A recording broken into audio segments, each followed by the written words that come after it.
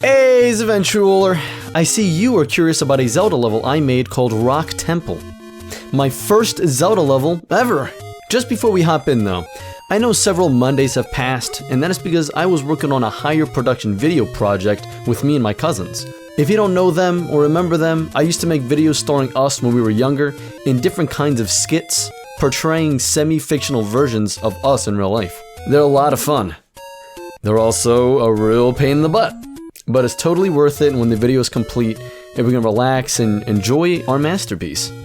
I had that video planned for my birthday, which is on the 25th, but with my younger cousin still in school and my cousin working full-time, it was pretty difficult to work around everyone's schedules. So I have that video planned for Thanksgiving instead, and I'm going to give a hint. It is related to a video game by Atlas called Persona. Now, back to the episode.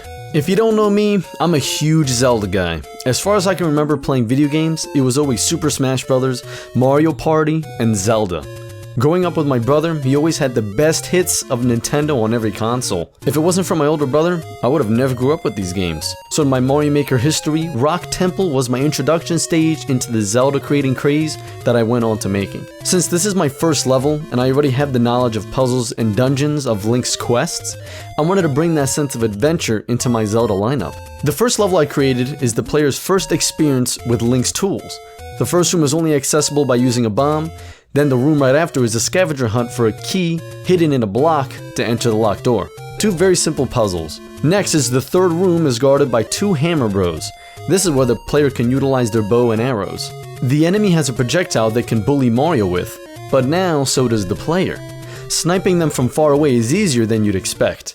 This room is fun because you can either shoot down the hammer throwing Koopas, which can improve your archery, or just focus on finding the key in this heated situation of avoiding their weapons. So the player can experience this area any way they like.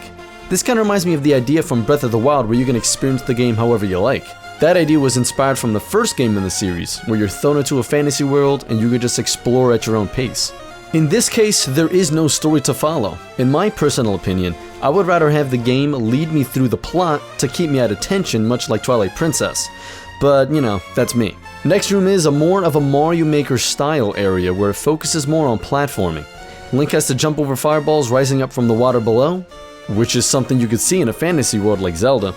Bullet bills shoot you from the side, so this room can be very difficult to maneuver, so you need to watch your step.